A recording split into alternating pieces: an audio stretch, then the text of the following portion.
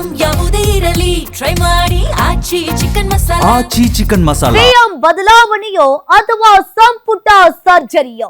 ಈಗಾಗಲೇ ರಾಜ್ಯ ಕಾಂಗ್ರೆಸ್ನಲ್ಲಿ ಕುರ್ಚಿ ಫೈಟ್ಗಾಗಿ ಕ್ಲೈಮ್ಯಾಕ್ಸ್ ಹಂತಕ್ಕೆ ಬಂದು ನಿಂತಿರುವಂತದ್ದು. ಸಿಎಂ ಫೈಟ್ ಜೋರಾಗ್ತಾ ಇದೆ.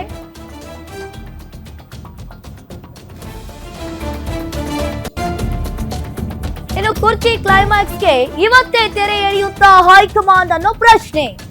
ಈಗಾಗಲೇ ರಾಜ್ಯ ಕಾಂಗ್ರೆಸ್ನಲ್ಲಿ ಕುರ್ಚಿ ಫೈಟ್ ಕ್ಲೈಮ್ಯಾಕ್ಸ್ ಹಂತಕ್ಕೆ ಬಂದು ನಿಂತಿರುವಂತದ್ದು. ಬೆಳಗ್ಗೆ 11 ಗಂಟೆಗೆ ಇವತ್ತು ಎಲ್ಲವೂ ಕೂಡ ಗೊತ್ತಾಗುತ್ತೆ. ಸಂಪುಟ ಸರ್ಜರಿ ಕೋರಿಕೆಗೆ ಅಸ್ತು ಅನ್ನುತ್ತಾ ಹೈಕಮಾಂಡ್ ಅನ್ನೋ ಪ್ರಶ್ನೆ. ಪಟ್ಟಕ್ಕಾಗಿ ಹೈಕಮಾಂಡ್ ನಾಯಕರ ಮುಂದೆ ಡಿಸಿಎಂ ಡಿಕೆಶಿ ಪಟ್ಟೇನು? ಹಾಗಾದ್ರೆ ಡಿಸಿಎಂ ಡಿಕೆ ಶಿವಕುಮಾರ್ಗೆ ಹಿಂದೆ ಆಗುತ್ತಾ ಶುಭ ಮಂಗಳವಾರ?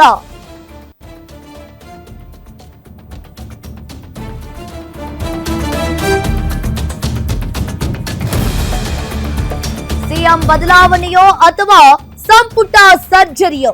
ಈಗಾಗಲೇ ನಿನ್ನೆ ಹೈಕಮಾಂಡ್ ಬುಲಾವ್ ಬಂದ ತಕ್ಷಣ ಡಿಸಿಎಂ ಡಿಕೆ ಶಿವಕುಮಾರ್ ಹಾಗೆ ಸಿಎಂ ಸಿದ್ದರಾಮಯ್ಯನವರು ದೆಹಲಿಗೆ ಪ್ರಯಾಣವನ್ನ ಬೆಳೆಸಿದ್ದಾರೆ. ಇವತ್ತು ಮಲ್ಲಿಕಾರ್ಜುನ್ ಅವರ ಮನೆಯಲ್ಲಿ 11 ಗಂಟೆಗೆ ಹೈ ವೋಲ್ಟೇಜ್ ಮೀಟಿಂಗ್ ಆಗುತ್ತೆ. ಹಾಗಾದ್ರೆ ಈ ಹೈ ವೋಲ್ಟೇಜ್ ಮೀಟಿಂಗ್ ನಲ್ಲಿ ದೆಹಲಿಯಲ್ಲಿಂದು ನಾಯಕತ್ವ ಬದಲಾವಣೆಯ ಬಗ್ಗೆ ಹೈ ವೋಲ್ಟೇಜ್ ಮೀಟಿಂಗ್. ಹೈ ಬುಲಾವ್ ಮೇರೆಗೆ ರಾತ್ರಿಯೇ ದೆಹಲಿ ತಲುಪಿರುವ ಸಿಎಂ ಡಿಸಿಎಂ. ಇನ್ನು ಹೈಕಮಾಂಡ್ ಬುಲಾವ್ ನೀಡಿದ್ದಾರೆ.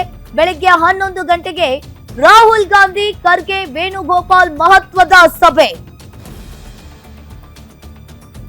ಮೊದಲು ಸಿದ್ದರಾಮಯ್ಯ ಜೊತೆ ರಾಹುಲ್, ಖರ್ಗೆ, ಕೆಸಿವಿ ಮೀಟಿಂಗ್ ಅನ್ನ ಮಾಡ್ತಾರೆ. ಬಳಿಕ ಡಿಕೆ ಶಿವಕುಮಾರ್ ಜೊತೆ ರಾಹುಲ್ ಗಾಂಧಿ ಹಾಗೂ ಖರ್ಗೆ, ಕೆಸಿವಿ ಮಾತುಕತೆ ನಡೆಸ್ತಾರೆ.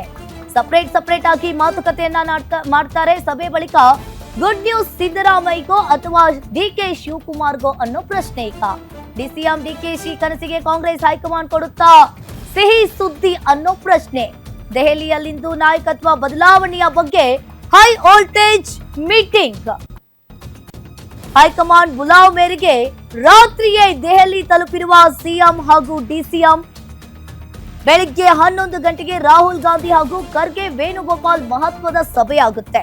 ಇನ್ನು ಮುಖ್ಯಮಂತ್ರಿ ಕುರ್ಚಿಗಾಗಿ ಸಿದ್ದರಾಮಯ್ಯ ಹಾಗೂ ಡಿಕೆ ಶಿವಕುಮಾರ್ ನಡುವಿನ ರಾಜಕೀಯ ತಂತ್ರ ಪ್ರತಿತಂತ್ರಗಳು ಕೂಡ ಈಗಾಗಲೇ ತಾರಕಕ್ಕೇರಿರುವಂತದ್ದು. ಈಗಾಗಲೇ ನಿನ್ನೆ ಹೈಕಮಾಂಡ್ ಕೂಡ ಬುಲಾವ್ ನೀಡಿದೆ. ಡಿಕೆ ಶಿವಕುಮಾರ್ ಅವರು ಕೂಡ ಸಪರೇಟ್ ಆಗಿ ದೆಹಲಿಗೆ ಹೋಗಿದ್ದಾರೆ. ಇನ್ನೊಂದ್ ಕಡೆ ಸಿಎಂ ಸಿದ್ದರಾಮಯ್ಯನವರು ಕೂಡ ಸಪರೇಟ್ ಆಗಿ ಹೋಗಿರುವಂತದ್ದು. ಹಾಗಾದ್ರೆ ಇಲ್ಲಿ ಸಂಪುಟ ಸರ್ಜರಿ ಆಗುತ್ತೋ ಅಥವಾ ನಾಯಕತ್ವದ ಬದಲಾವಣೆ ಆಗುತ್ತೆ ಅನ್ನೋದನ್ನ ಕಾದ್ ನೋಡ್ಬೇಕಾಗುತ್ತೆ. ಸಿಎಂ ಜೊತೆ ದೆಹಲಿಗೆ ಹೋಗಿರುವ ಹಲವು ಸಚಿವರು Parameshwar, Mahadevappa, Satish Jarkiholi, KJ George, MB Patil ಹಾಗೆ ಪ್ರಿಯಾಂಕ್ ಖರ್ಗೆ, ಪೊನ್ನಣ್ಣ ದಿಲ್ಲಿಗೆ ದೌಡಾಯಿಸಿದ್ದಾರೆ.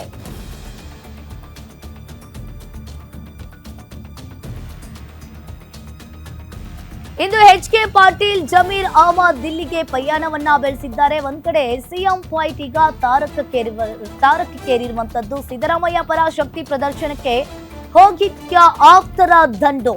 ಸಿದ್ದರಾಮಯ್ಯರನ್ನ ಕೆಳಗಿಳಿಸಿದ್ರೆ ಮುಂದೆ ಕಷ್ಟ ಅನ್ನೋ ಸಂದೇಶ ರವಾನೆ ಆಗುತ್ತೆ. ಹಾಗಾದ್ರೆ ಒಂದ್ ಕಡೆ ಸಿಎಂ ಸಿದ್ದರಾಮಯ್ಯನವರು ಕೂಡ ತಂತ್ರ ಪ್ರತಿತಂತ್ರಗಳನ್ನ ಕೂಡ ಹೂಡಿದ್ದಾರೆ. ಇನ್ನೊಂದ್ ಕಡೆ ಡಿಸಿಎಂ ಡಿಕೆ ಶಿವಕುಮಾರ್ ಅವರು ಕೂಡ ಪ್ಲಾನ್ ಮಾಡ್ಕೊಂಡು ಹೋಗಿರುವಂತದ್ದು.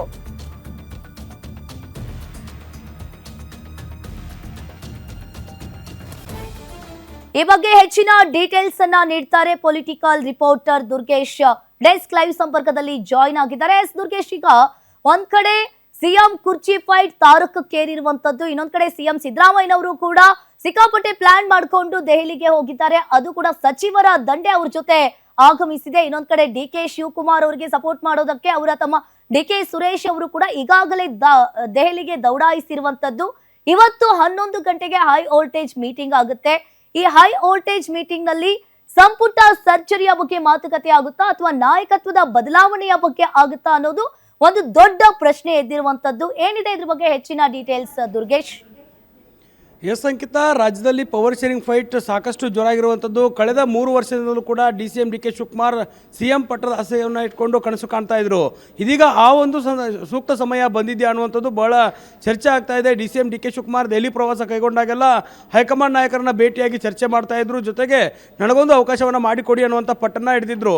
ಜೊತೆಗೆ ಅವರ ಪರವಾಗಿ ಸಾಕಷ್ಟು ಶಾಸಕರು ಕೂಡ ಹೈಕಮಾಂಡ್ ನಾಯಕರ ಮೇಲೆ ಒತ್ತಡ ಹೇರುವಂಥ ಕೆಲಸವನ್ನು ಮಾಡಿದ್ರು. ಆದರೆ CM ಸಿದ್ದರಾಮಯ್ಯ ಅವರು ಸುತಾರಾಮ್ ಈ ಒಂದು ಅವಧಿಯನ್ನು ಬಿಟ್ಟುಕೊಡೋದಕ್ಕೆ ನಾನು ಸಿದ್ಧನಿಲ್ಲ, ಹೈಕಮಾಂಡ್ ನಾಯಕರು ಹೇಳದಂತೆ ನಡೆದುಕೊಳ್ತೇನೆ ಅನ್ನುವಂಥ ಮಾತುಗಳನ್ನು ಹೇಳ್ತಾ ಇದ್ರು.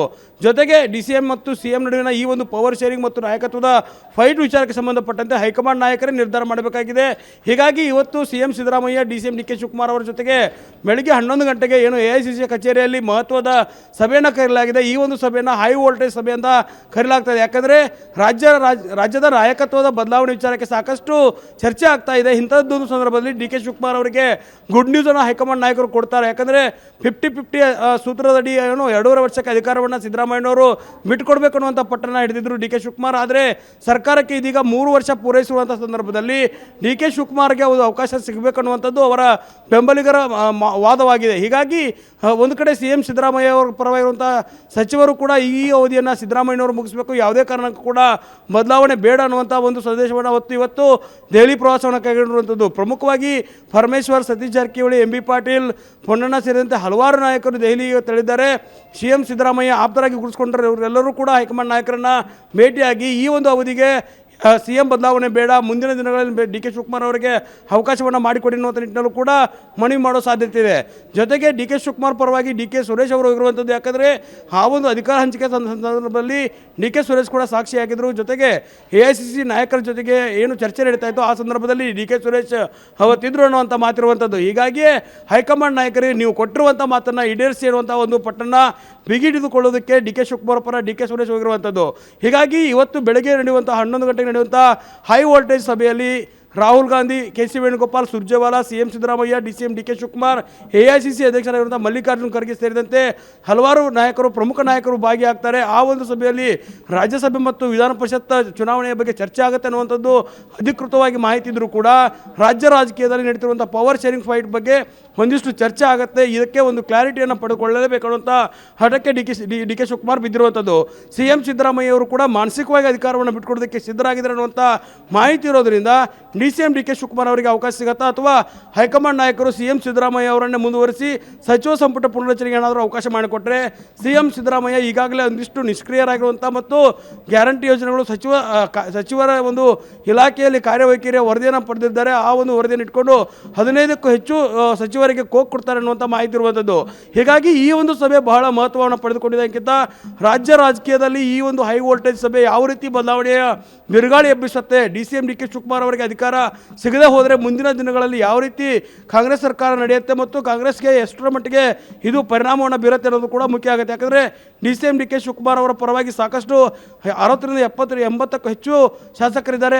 ನೂತನವಾಗಿ ಆಯ್ಕೆಯಾಗಿರುವಂಥ 30-40 ಶಾಸಕರು ಕೂಡ DCM DK ಶಿವಕುಮಾರ್ CM ಆಗಬೇಕು ಅನ್ನೋಂಥ ಪಟ್ಟಣ ನಡೆದಿದ್ದಾರೆ.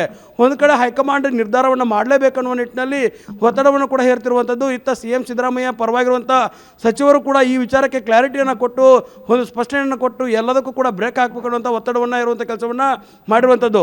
ಹೀಗಾಗಿ ಇವತ್ತು 11 ಗಂಟೆಗೆ ನಡೆಯುವಂಥ ಸಭೆಯಲ್ಲಿ ಹೈಕಮಾಂಡ್ ನಾಯಕರು ಯಾವ ನಿರ್ಧಾರವನ್ನು ತೆಗೆದುಕೊಳ್ತಾರೆ, ಅಧಿಕೃತವಾಗಿ ಚರ್ಚೆ ಆಗ್ತಿರುವಂಥ ರಾಜ್ಯಸಭೆ ಮತ್ತು ವಿಧಾನ ಪರಿಷತ್ ಚುನಾವಣೆ ಆಯ್ಕೆ ಮತ್ತು ಕೇಂದ್ರ ಸರ್ಕಾರದ ವಿರುದ್ಧ ಹೋರಾಟ ಮಾಡುವಂಥ ಏನು ಪೆಟ್ರೋಲ್ ದರ ಏರಿಕೆ, ಡೀಸೆಲ್ ದರ ಏರಿಕೆ, ನೀಟ್ ಎಕ್ಸಾಮ್ ಹೋರಾಟವನ್ನು ಮಾಡೋದಕ್ಕೆ ಮಾತ್ರ ಸೀಮಿತ ಮಾಡಿ ಮುಂದಿನ ತಿಂಗಳವರೆಗೂ ಮತ್ತೆ ಈ ವಿಚಾರವನ್ನು ಮುಂದುವರಿತಾರೆ ಅನ್ನುವಂಥದ್ದನ್ನು ಕಾದು ನೋಡಬೇಕಾಗುತ್ತೆ ಅಂಕಿತ.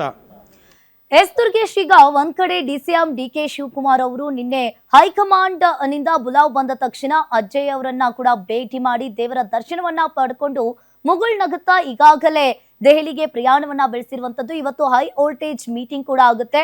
ಒಂದ್ ವೇಳೆ ನಾಯಕತ್ವ ಏನಾದ್ರೂ ಬದಲಾವಣೆ ಆಗ್ಲಿಲ್ಲ ಅಂತ ಅಂದ್ರೆ ಮುಂದಿನ ನಿರ್ಧಾರ DK ಶಿವಕುಮಾರ್ ಏನಾಗಿರ್ಬಹುದು, ಇದ್ರ ಬಗ್ಗೆ ಏನಿದೆ ಡೀಟೇಲ್ಸ್ ದುರ್ಗೇಶ್? ಎಸ್ ಅಂಕಿತ, ರಾಜ್ಯದಲ್ಲಿ DCM DK ಶಿವಕುಮಾರ್ ಅವರ ಪರವಾಗಿರುವಂಥ ಶಾಸಕರ ಬಲವೂ ಕೂಡ ಹೆಚ್ಚಾಗ್ತಾ ಇದೆ. ದಿನ ದಿನಕ್ಕೆ ಅವರ ಮೇಲೆ ಸಾಕಷ್ಟು ಒತ್ತಡ ಇರುವಂಥ ಹೈಕಮಾಂಡ್ ನಾಯಕರ ಮೇಲೆ ಒತ್ತಡ ಇರುವಂಥ ಕೆಲಸವೂ ಕೂಡ ಆಗ್ತಾ ಇದೆ. CM ಸಿದ್ದರಾಮಯ್ಯ ಅವರು ಅಧಿಕಾರವನ್ನು ಬಿಟ್ಟು ಕೊಡದೇ ಹೋದರೆ DCM DK ಶಿವಕುಮಾರ್ ಅವರ ನಡೆ ಮುಂದೆ ಯಾವ ರೀತಿ ಇರುತ್ತೆ ಅನ್ನೋಂಥದ್ದು ಬಹಳ ಕುತೂಹಲ ಮೂಡಿಸ್ತಾ ಇರುವಂಥದ್ದು. ಒಂದು ಕಡೆ ಪಕ್ಷ ನಿಷ್ಠೆಯಿಂದ ಕೆಲಸ ಮಾಡಿದಂಥ ನಾಯಕನಿಗೆ ಅವಕಾಶ ಸಿಗಬೇಕನ್ನುವಂಥ ಒತ್ತಡ ಇರುವಂಥದ್ದು. ಜೊತೆಗೆ DCM DK ಶಿವಕುಮಾರ್ ಅವರು ಕೂಡ ಹೈಕಮಾಂಡ್ ನಾಯಕರು ಯಾವ ರೀತಿಯ ನಿರ್ಧಾರವನ್ನು ಮಾಡ್ತಾರೆ ಅನ್ನೋದನ್ನು ಕಾದು ನೋಡ್ತಿದ್ದಾರೆ. ಹೀಗಾಗಿಯೇ ಸೈಲೆಂಟ್ ಗೇಮ್ಗಳನ್ನು ಆಡೋದ್ರಲ್ಲಿ DCM DK ಶಿವಕುಮಾರ್ ಬಹಳ ನಿರತರಾಗಿದ್ದಾರೆ. CM ಸಿದ್ದರಾಮಯ್ಯ ಅವರ ಅವರಾಗಿ ಅಧಿಕಾರವನ್ನು ಬಿಟ್ಟುಕೊಡಲಿ ಅನ್ನುವಂಥ ಒಂದು ತಾಳ್ಮೆಯಿಂದ ಕಾಯುವಂಥ ಕೆಲಸವನ್ನು ಮಾಡ್ತಿದ್ದಾರೆ. ಈಗ ಸದ್ಯ ಸರ್ಕಾರಕ್ಕೆ 3 ವರ್ಷ ಪೂರೈಸಿದೆ. ಇಂಥದ್ದೊಂದು ಸಂದರ್ಭದಲ್ಲಿ DCM DK ಶಿವಕುಮಾರ್ ಅವರಿಗೆ ಅವಕಾಶ ಸಿಗದೇ ಹೋದರೆ ಮುಂದಿನ ದಿನಗಳಲ್ಲಿ ಅವರ ನಡೆ ಹೇಗಿರುತ್ತೆ ಮತ್ತು ಮುಂಬರುವಂಥ 2028ರ ಚುನಾವಣೆಗೆ ಯಾವ ರೀತಿ ಅವರು ತಯಾರಾಗ್ತಾರೆ ಮತ್ತು CM ಆಗಲೇಬೇಕನ್ನುವಂಥ ಹಠ ಇದೆಯಲ್ಲ, ಆ ಹಠವನ್ನು ಪಕ್ಕಕ್ಕಿಟ್ಟು ಮತ್ತೆ 28ಕ್ಕೆ ಒಂದು ಸರ್ಕಾರ ತರುವಲ್ಲಿ ಕೆಲಸವನ್ನು ಮಾಡ್ತಾರಾ ಅಥವಾ ಪಕ್ಷ ವಿರೋಧಿ ಕೆಲಸಗಳನ್ನು ಪಕ್ಷದಲ್ಲಿ ಇದ್ದುಕೊಂಡೇ ಒಂದಿಷ್ಟು ಶಾಸಕರಿಗೆ ಹಿಮ್ಮು ನಿಲ್ಲುವ ಮೂಲಕ ಪಕ್ಷಾಂತರ ಮಾಡುವಂಥ ಕೆಲಸಕ್ಕೂ ಕೂಡ ಮುಂದಾಗುವಂಥ ಸಾಧ್ಯತೆ ಇರುತ್ತೆ. ಕೆಲವೊಂದಿಷ್ಟು ಶಾಸಕರು ಈಗಾಗಲೇ ಸಾಕಷ್ಟು BJP ನಾಯಕರ ಜೊತೆಗೆ ಸಂಪರ್ಕವನ್ನು ಹೊಂದಿದ್ದಾರೆ ಅನ್ನೋಂಥ ಆರೋಪಗಳನ್ನು ಕೂಡ ಮಾಡ್ತಿದ್ದಾರೆ. CM ಸಿದ್ದರಾಮಯ್ಯ ಬಣದಲ್ಲಿ ಗುರುಸ್ಕೊಂಡಿರುವಂಥ KN ರಾಜಣ್ಣ ಅವರು ಕೂಡ ಈ ಬಗ್ಗೆ ಗಂಭೀರವಾದ ಆರೋಪವನ್ನು ಮಾಡಿದರು. DK ಶಿವಕುಮಾರ್ ಅವರು BJPಯ ಒಂದು ಮನೆ ಕದವನ್ನು ತಟ್ಟೋದಕ್ಕೆ ಸಿದ್ಧರಾಗಿದ್ದಾರೆ. ಹೀಗಾಗಿ ಅವರಿಗೆ ಅವಕಾಶ ತಪ್ಪಿದರೆ ಮುಂದಿನ ದಿನಗಳಲ್ಲಿ ಕಾಂಗ್ರೆಸ್ನಲ್ಲಿ ಯಾವ ರೀತಿ ಬದಲಾವಣೆಗಳಾಗುತ್ತೆ ಅನ್ನೋಂಥದ್ದು ಬಹಳ ಲೆಕ್ಕಾಚಾರ ಇದೆ. ಹೀಗಾಗಿ ಕೆಲವೊಂದಿಷ್ಟು ಶಾಸಕರ ಬಲವನ್ನು ಹೊಂದಿದ್ದರೂ ಕೂಡ ಜೊತೆಗೆ ಪಕ್ಷವನ್ನು ನಿಷ್ಠೆಯಿಂದ ನಡೆಸ್ತಾ ಇದ್ದು ಜೊತೆಗೆ ಉನ್ನತ ಹುದ್ದೆಯಲ್ಲಿದ್ದರೂ ಕೂಡ ಯಾವುದೇ ರೀತಿಯಂಥ ಸಭೆ ಮತ್ತು ಸಮಾರಂಭಗಳಲ್ಲಿ CM ಸಿದ್ದರಾಮಯ್ಯ ಜೊತೆಗೆ ಯಾವುದೇ ರೀತಿಯ ಮುಣಿಸಿಟ್ಕೊಂಡಿಲ್ಲ. ಜೊತೆಗೆ ಕಾಯ್ದು ನೋಡುವ ತಂತ್ರದ ಮೂಲಕವೇ ಅವರು ಈಗ ಒಂದು CM ಕುರ್ಚಿಯ ಕನಸನ್ನು ಕಾಣ್ತಿದ್ದಾರೆ. ಇದಕ್ಕೇನಾದರೂ ವಿರೋಧ ವ್ಯಕ್ತವಾದರೆ ಮುಂದಿನ ನಡೆ ಯಾವ ರೀತಿ ಇರುತ್ತೆ ಅನ್ನೋದು ಬಹಳ ಕುತೂಹಲ ಮೂಡಿಸ್ತಾ ಇದೆ ಅಂಕಿತ. ಥ್ಯಾಂಕ್ ಯು ದುರ್ಗೇಶ್ ನಿಮ್ಮೆಲ್ಲ ಮಾಹಿತಿಗೆ.